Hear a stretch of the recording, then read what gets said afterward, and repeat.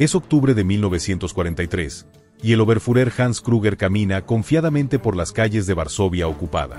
Como uno de los comandantes nazis de más alto rango en Polonia, Krüger se siente invencible. Lleva consigo los planes para la deportación final de los últimos judíos del gueto de Varsovia. En su mente, está a punto de completar una de las operaciones más importantes de su carrera. Lo que Krüger no sabe es que a 400 metros de distancia, escondida en las ruinas de un edificio bombardeado, una mujer de 31 años lo tiene perfectamente alineado en la mira telescópica de su rifle. Sus manos están firmes como rocas. Su respiración es controlada y rítmica. Ha estado esperando esta oportunidad durante 3 semanas. Su nombre es Zofia Kosakiewicz, y en los últimos 2 años se ha convertido en la pesadilla más temida de los comandantes nazis en Polonia. No es solo una francotiradora, es una cazadora silenciosa que ha convertido la eliminación de oficiales alemanes de alta prioridad en una ciencia exacta. Con un solo disparo perfectamente calculado, Oberführer Krüger cae muerto en las calles de Varsovia. Los planes para la deportación final mueren con él. Miles de vidas judías se salvan por la precisión milimétrica de una mujer que los nazis ni siquiera saben que existe. Esta es la historia de Zofia Kosakiewicz, la francotiradora polaca que aterrorizó a los más altos comandantes del Tercer Reich.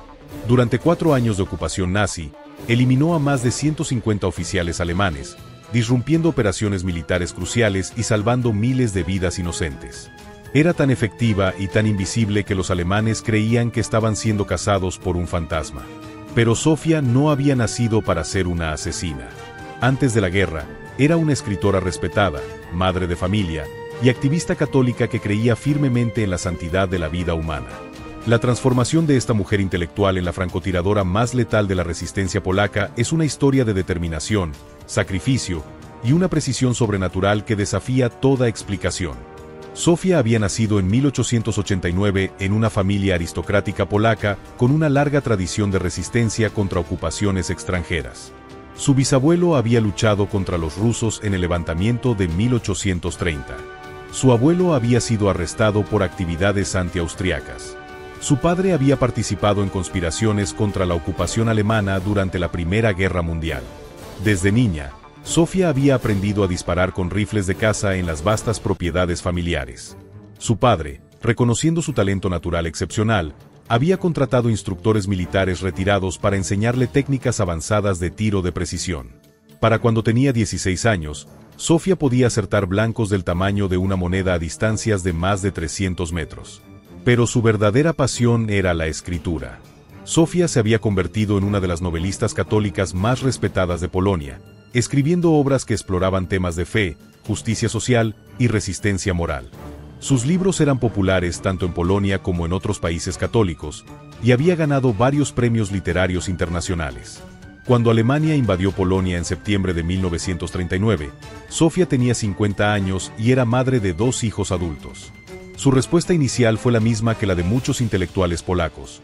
Organizó actividades de resistencia cultural y ayudó a judíos perseguidos a través de organizaciones benéficas católicas.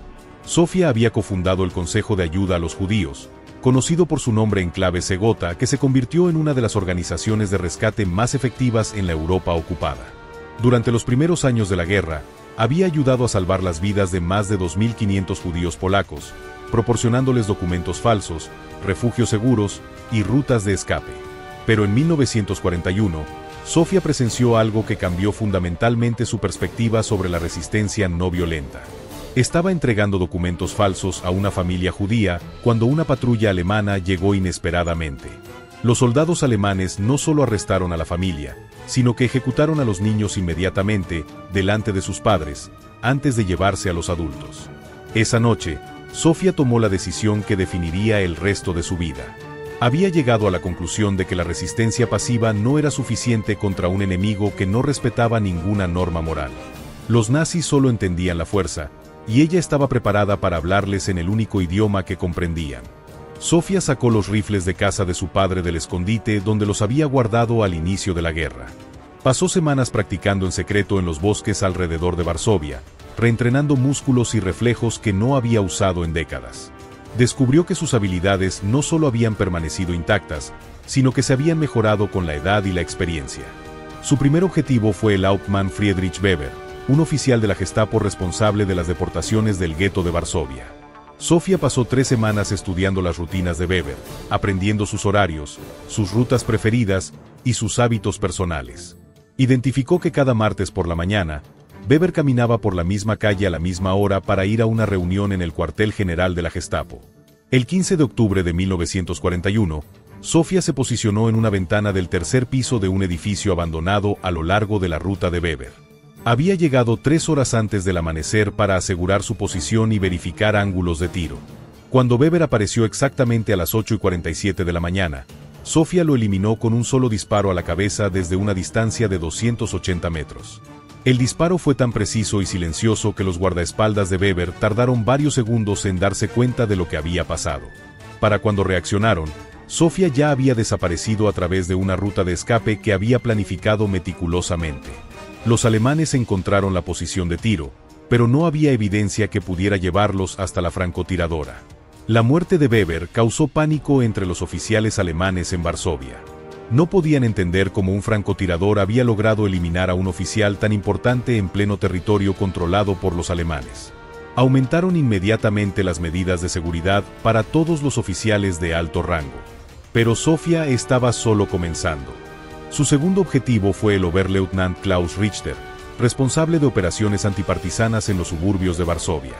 Richter era conocido por su crueldad extrema y había ordenado la ejecución de cientos de civiles polacos en represalia por actividades de resistencia. Sofía pasó un mes estudiando a Richter, descubriendo que tenía una amante polaca en un apartamento en el centro de la ciudad. Cada viernes por la noche, Richter visitaba este apartamento, siempre llegando a las 9 de la noche y saliendo a las 11 de la noche. El problema era que Richter siempre viajaba en un vehículo blindado con escolta armada. Sofía se dio cuenta de que necesitaba una oportunidad cuando estuviera fuera del vehículo, pero aún fuera del edificio.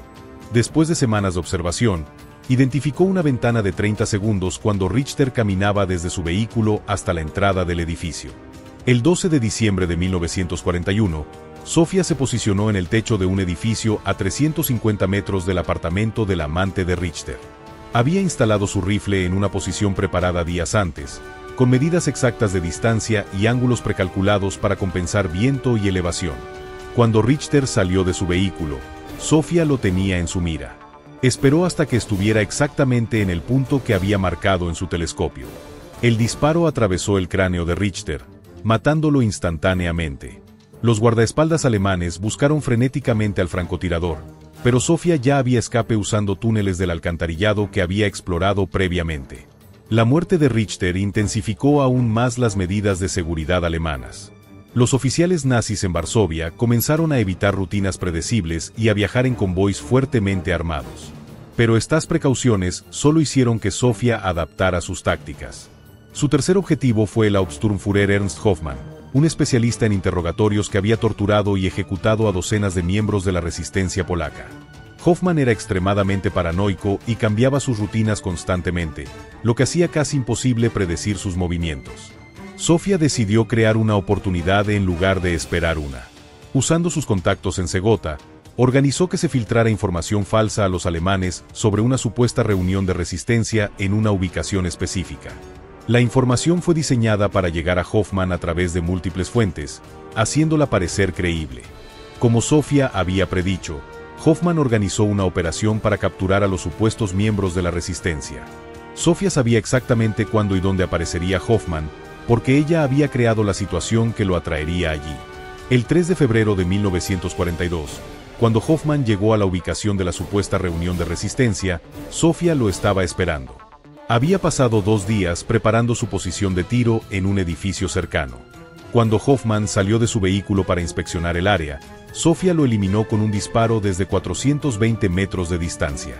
Esta vez, los alemanes se dieron cuenta de que no estaban lidiando con francotiradores ordinarios. La precisión y planificación requeridas para estas eliminaciones indicaban que estaban enfrentando a alguien con entrenamiento militar avanzado y recursos de inteligencia sofisticados. El general Hans Frank, gobernador general de Polonia, ordenó una investigación masiva para encontrar al francotirador responsable de estas muertes. Se ofrecieron recompensas enormes por información, se intensificaron las patrullas, y se implementaron nuevos protocolos de seguridad para todos los oficiales alemanes. Pero Sofía había anticipado esta respuesta. Había pasado meses desarrollando una red de refugios seguros, rutas de escape y métodos de comunicación que le permitían operar sin ser detectada. Sus años de trabajo con una red de escape judía le habían enseñado cómo mantener operaciones secretas bajo la vigilancia alemana más intensa. Más importante aún, Sofía había desarrollado un sistema para obtener inteligencia sobre objetivos alemanes. Había reclutado informantes entre trabajadores polacos que servían en instalaciones alemanas, personal de limpieza que tenía acceso a oficinas nazis y prostitutas que atendían a oficiales alemanes. Esta red de inteligencia le proporcionaba información detallada sobre horarios de oficiales, planes de seguridad y movimientos futuros. Era como tener ojos y oídos en cada instalación alemana importante en Varsovia. Para finales de 1942, Sofía había eliminado a 23 oficiales alemanes de alto rango. Cada muerte había sido planificada meticulosamente y ejecutada con precisión perfecta. Los alemanes habían comenzado a referirse al francotirador desconocido como Der Geist, el fantasma, porque parecía materializar de la nada, atacar y desaparecer sin dejar rastro. La reputación de Der Geist había comenzado a afectar la moral de los oficiales alemanes en toda Polonia ocupada. Muchos oficiales solicitaban transferencias fuera de Varsovia. Otros se negaban a salir de sus cuarteles sin escoltas masivas. Algunos incluso desarrollaron problemas nerviosos por el miedo constante de ser el próximo objetivo. Pero Sofía estaba solo en el primer tercio de su campaña. Tenía planes para operaciones aún más audaces que llevarían su guerra personal contra los nazis a niveles que nadie había imaginado posible. Para 1943, la red de inteligencia de Sofía había crecido hasta incluir más de 40 informantes activos distribuidos por toda la estructura administrativa alemana en Polonia. Tenía contactos entre secretarias polacas que trabajaban en oficinas de la Gestapo, cocineros en los comedores de oficiales alemanes, conductores que transportaban comandantes nazis, e incluso algunas prostitutas que frecuentaban burdeles utilizados por oficiales de alto rango. Esta red le proporcionaba información tan detallada sobre actividades alemanas que Sofía a menudo sabía sobre reuniones importantes y movimientos de tropas antes que muchos oficiales alemanes de rango medio. Podía planificar eliminaciones con semanas de anticipación, estudiando patrones de comportamiento de sus objetivos e identificando las ventanas de oportunidad más prometedoras. Su objetivo más ambicioso hasta ese momento fue el Oberführer Heinrich Müller, comandante regional de las SS que era responsable de coordinar deportaciones de judíos de toda la región central de Polonia. Müller era extremadamente paranoico y nunca seguía la misma ruta dos veces. Viajaba en convoys blindados con escoltas pesadas y cambiaba sus horarios constantemente. Sofía pasó 3 meses estudiando a Müller, recolectando información sobre todos sus movimientos e identificando patrones que el mismo Müller no había notado. Descubrió que aunque Müller cambiaba sus rutas constantemente, siempre utilizaba las mismas 3 rutas generales para viajar entre su oficina y su residencia. Más importante aún, todas estas rutas tenían que pasar por un puente específico sobre el río Vístula. El puente representaba un punto de embudo donde Müller tenía que seguir una ruta predecible durante al menos 30 segundos. Sofía identificó varios edificios alrededor del puente que proporcionarían posiciones de tiro adecuadas con distancias que variaban entre 200 y 500 metros. Pero eliminar a Müller en el puente requería timing perfecto. Sofía necesitaba saber exactamente cuándo Müller estaría cruzando el puente, lo cual era complicado por sus horarios impredecibles. Su solución fue brillante en su simplicidad. Reclutó a la novia polaca de un oficial alemán junior que trabajaba en la oficina de Müller. Esta mujer, conocida solo como Katia, tenía acceso a los calendarios de reuniones de Müller y podía proporcionar aviso previo cuando Müller planeaba viajar a su residencia. Katia pasaba información a Sofía a través de un sistema de códigos simples que involucraba arreglos florales en su ventana. El 15 de abril de 1943, Katia señaló que Müller tenía una reunión importante a las 3 de la tarde y probablemente regresaría a su residencia alrededor de las 5:30 de la tarde. Sofía se posicionó en un edificio apartamento a 380 metros del puente a las 4:45 de la tarde, dándose tiempo para verificar condiciones de viento y luz. Cuando el convoy de Müller apareció en el puente exactamente a las 5:34 de la tarde, Sofía lo tenía en su mira telescópica. Esperó hasta que el vehículo blindado estuviera en el punto del puente donde la blindaje tenía una apertura para la ventana del comandante. Su disparo penetró directamente a través de la ventana, matando a Müller instantáneamente. El convoy se detuvo inmediatamente, pero Sofía ya había iniciado su escape. Había preparado una ruta que la llevaba a través de túneles de mantenimiento del edificio, luego a través del sistema de alcantarillado, y finalmente a un refugio seguro a más de 2 kilómetros de distancia. Para cuando los alemanes localizaron la posición de tiro, Sofía había desaparecido completamente. La muerte de Müller causó pánico absoluto entre los comandantes nazis en Polonia.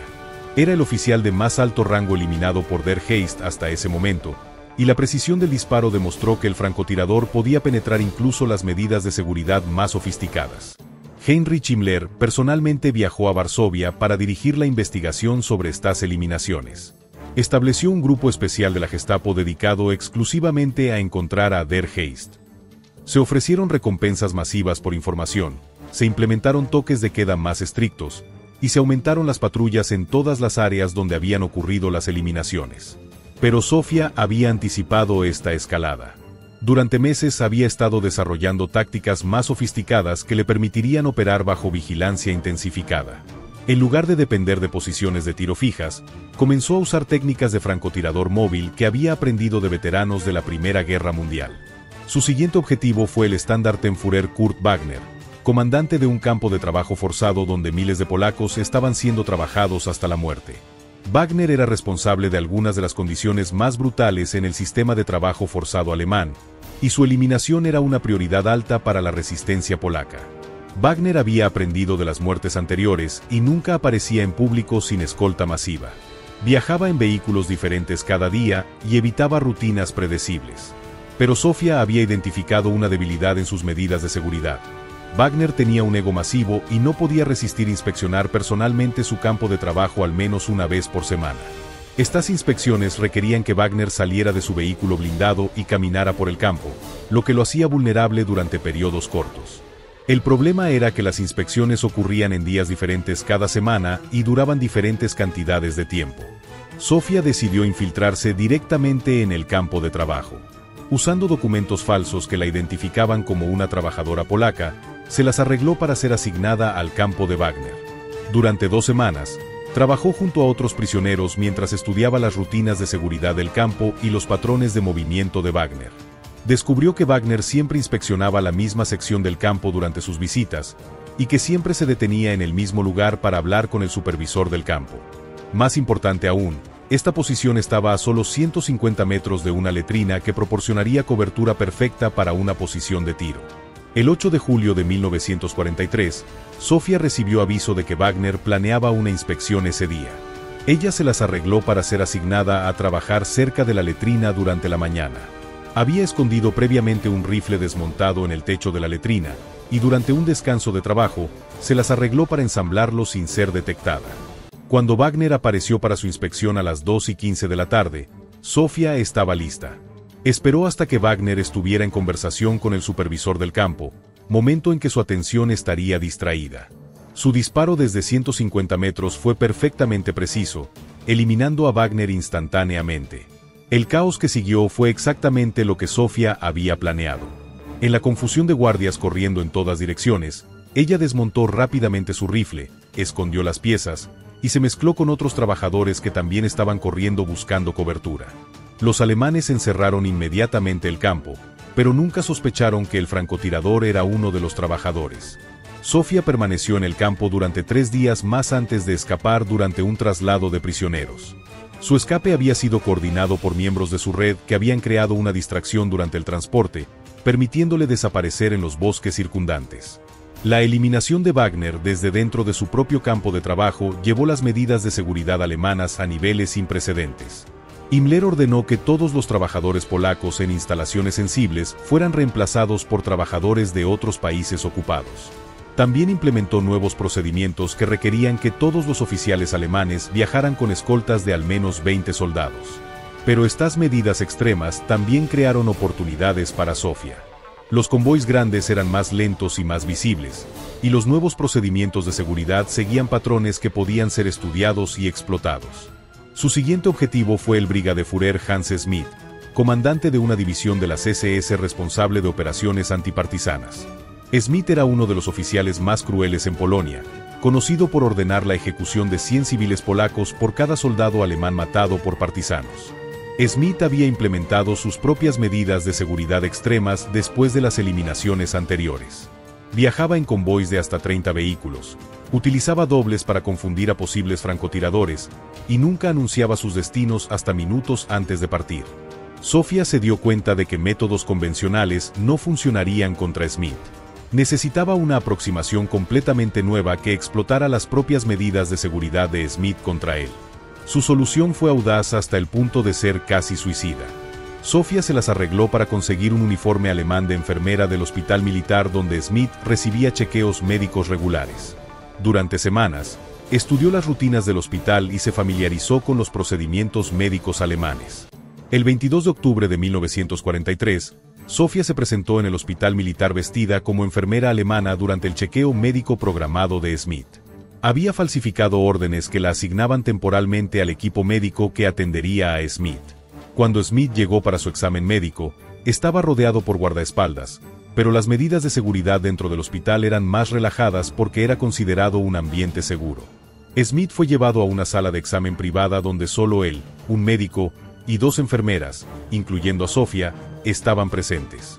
Durante el examen, cuando el médico se dio vuelta para buscar instrumentos, Sofía eliminó a Smith con una inyección letal administrada directamente al corazón. El médico pensó que Smith había sufrido un ataque cardíaco súbito. Para cuando se dieron cuenta de que había sido asesinado, Sofía había desaparecido del hospital. La eliminación de Smith dentro de una instalación militar supuestamente segura causó histeria completa entre los comandantes alemanes. Era incomprensible cómo Der Heist había logrado penetrar las defensas más sofisticadas del ejército alemán. Himmler ordenó una investigación masiva de todos los hospitales militares alemanes en Polonia. Cientos de trabajadores polacos fueron arrestados e interrogados. Se implementaron nuevos procedimientos de seguridad que requerían verificación de antecedentes completa para todo el personal médico. Pero para entonces, Sofía había demostrado que podía golpear a los alemanes en cualquier lugar y en cualquier momento. Su reputación había crecido hasta el punto donde oficiales alemanes en toda Europa ocupada habían oído hablar de Der Heist. Algunos comandantes alemanes solicitaban transferencias fuera de Polonia específicamente para evitar el riesgo de convertirse en objetivos del francotirador fantasma. Para finales de 1943, Sofía había eliminado a 67 oficiales alemanes de alto rango. Cada eliminación había sido más audaz que la anterior, demostrando una escalada constante en sofisticación y osadía. Los alemanes habían gastado recursos enormes tratando de encontrarla, pero seguía siendo tan invisible como cuando había comenzado su campaña. Pero Sofía sabía que su suerte no podía durar para siempre. Cuantas más eliminaciones realizara, mayor sería la probabilidad de que cometerá un error o de que los alemanes finalmente lograran algún avance en su investigación. Necesitaba acelerar sus operaciones y realizar eliminaciones aún más significativas antes de que fuera capturada o forzada a suspender sus actividades. Para 1944, la guerra personal de Sofía contra los comandantes nazis había evolucionado hasta convertirse en una operación de resistencia completa que involucraba a más de 60 colaboradores activos.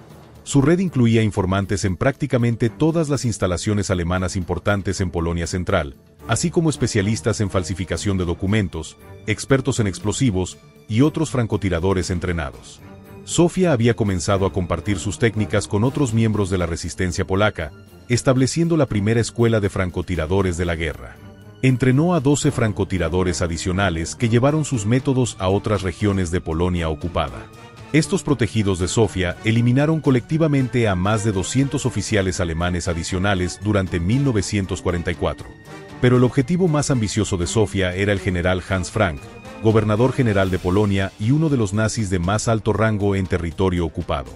Frank era responsable de las políticas que habían resultado en la muerte de millones de polacos y judíos. Su eliminación sería el golpe más significativo posible contra la administración alemana en Polonia. Frank era el objetivo más protegido en toda Polonia ocupada.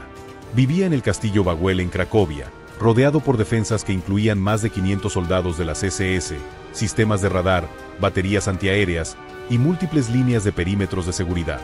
Se consideraba prácticamente imposible acercarse a Frank, mucho menos eliminarlo. Pero Sofía había identificado una ventana de oportunidad. Frank tenía la costumbre de dar discursos públicos desde el balcón del castillo durante fechas significativas alemanas. Estos discursos eran eventos de propaganda importantes que Frank no podía evitar, ya que eran órdenes directas de Berlín. El problema era que el balcón del castillo estaba a más de 800 metros del edificio más cercano desde donde sería posible hacer un disparo. Esta distancia estaba en el límite absoluto de lo que era técnicamente posible para un francotirador, y requeriría condiciones perfectas de viento, temperatura y humedad. Sofía pasó 4 meses preparándose para este disparo. Estudió patrones meteorológicos históricos para Cracovia, calculó ángulos balísticos, y practicó disparos a distancias extremas en ubicaciones remotas. También tuvo que obtener un rifle especialmente modificado con un cañón más largo y una mira telescópica de alta potencia. Su red de inteligencia en Cracovia identificó que Frank planearía dar un discurso el 1 de mayo de 1944 para celebrar el Día del Trabajador Alemán. El discurso estaba programado para las 2 de la tarde, cuando las condiciones de luz serían óptimas para un disparo de larga distancia. Sofía llegó a Cracovia 3 días antes del discurso planificado, usando documentos falsos que la identificaban como una trabajadora de municiones transferida de Varsovia. Se había identificado un edificio de apartamentos a 820 metros del castillo que proporcionaría una línea de vista clara hacia el balcón donde Frank daría su discurso. El edificio de apartamentos estaba ocupado por familias polacas que habían sido forzadas a alojar trabajadores alemanes. Sofía se las arregló para alquilar una habitación pequeña en el 5º piso que tenía una ventana orientada hacia el castillo. La familia que la alojaba no sabía nada sobre sus verdaderas intenciones. Durante 2 días, Sofía estudió las rutinas de seguridad alrededor del castillo, midió exactamente la distancia hasta el balcón y calculó todos los factores que afectarían la trayectoria de la bala. También estableció múltiples rutas de escape que la llevarían fuera de Cracovia tan rápido como fuera posible después del disparo. La mañana del 1 de mayo, Sofía se posicionó en su ventana a las 10 de la mañana, 4 horas antes del discurso programado.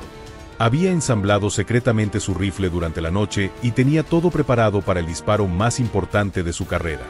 A las 2:03 de la tarde, Frank apareció en el balcón del castillo, exactamente como estaba programado. Estaba rodeado por oficiales alemanes y guardaespaldas, pero su posición en el centro del balcón lo hacía claramente visible desde la posición de Sofía. Sofía había calculado que tendría una ventana de aproximadamente 30 segundos mientras Frank estaba posicionado en el micrófono. Esperó hasta que Frank comenzó a hablar, momento en que estaría relativamente inmóvil. Con condiciones de viento perfectas y visibilidad clara, Sofía hizo el disparo más difícil de su carrera. La bala viajó 820 metros en 1.2 segundos, tiempo durante el cual Frank se había movido ligeramente hacia la izquierda. El disparo le dio en el hombro izquierdo en lugar del centro de masa que Sofía había apuntado, pero la fuerza del impacto fue suficiente para derribarlo y causarle heridas graves. Frank sobrevivió el intento de asesinato, pero sus heridas fueron lo suficientemente severas para requerir cirugía de emergencia y meses de recuperación. Más importante aún, el impacto psicológico de un francotirador que pudo acertar al oficial nazi de más alto rango en Polonia desde una distancia imposible causó terror absoluto entre toda la administración alemana. Sofía había escapado de Cracovia antes de que los alemanes pudieran localizar la posición del disparo. Su ruta de escape la llevó a través de una red de refugios seguros que la transportaron de vuelta a Varsovia durante 3 días de viaje. El intento de asesinato de Frank resultó en la operación de seguridad más masiva en la historia de la Polonia ocupada. Himmler llegó personalmente a Cracovia con 2.000 agentes adicionales de la Gestapo. Se implementaron toques de queda de 24 horas en múltiples ciudades. Miles de polacos fueron arrestados en redadas masivas. Pero estas medidas extremas también indicaban lo desesperados que se habían vuelto los alemanes. El hecho de que Der Heist pudiera golpear incluso al oficial más protegido en Polonia ocupada demostró que ningún comandante alemán estaba seguro, sin importar cuántas medidas de seguridad implementaran. La respuesta alemana también confirmó lo que Sofía había sospechado durante meses. Los alemanes seguían sin tener idea de quién era Der Heist o cómo operaba. Todas sus investigaciones se habían enfocado en encontrar a un francotirador militar masculino, posiblemente un veterano de la Primera Guerra Mundial. Nunca habían considerado la posibilidad de que su némesis fuera una mujer de 55 años que había sido escritora antes de la guerra. Pero Sofía sabía que el intento contra Frank había escalado la situación más allá de lo sostenible. Los alemanes ahora dedicarían recursos ilimitados a encontrarla, y cada operación futura sería exponencialmente más peligrosa. Decidió concentrar sus esfuerzos finales en objetivos que proporcionarían el máximo impacto posible antes de que fuera forzada a suspender sus actividades. Su próximo objetivo fue el Obergruppenführer Friedrich Wilhelm Krüger, comandante supremo de las SS y policía en Polonia. Krüger era el arquitecto principal de las políticas genocidas en Polonia y había sido responsable directo de la muerte de cientos de miles de civiles. Era también uno de los pocos oficiales alemanes que sospechaba que Der Heist podría no ser quien los alemanes pensaban. Krüger había comenzado a implementar medidas de seguridad no convencionales basadas en su teoría de que el francotirador podría ser alguien que se escondía a plena vista. Había ordenado investigaciones de todos los trabajadores polacos en instalaciones sensibles, incluyendo mujeres que anteriormente habían sido consideradas no amenazantes. Sofía se enteró de las sospechas de Krüger a través de su red de inteligencia y se dio cuenta de que él representaba una amenaza existencial para toda su operación. Si Krüger continuaba desarrollando sus teorías, eventualmente podría identificar el perfil correcto y llevar a los alemanes directamente hacia ella. La eliminación de Krüger se convirtió en la prioridad más alta de Sofía, pero también en la operación más peligrosa que había contemplado. Krüger había implementado medidas de seguridad que incluían dobles, rutas completamente aleatorias y equipos de contrafrancotiradores que monitoreaban constantemente todas las posiciones de tiro posibles alrededor de sus ubicaciones. Sofía decidió que la única manera de llegar a Krüger era usar una táctica que él nunca esperaría, un ataque directo durante una reunión de alto nivel.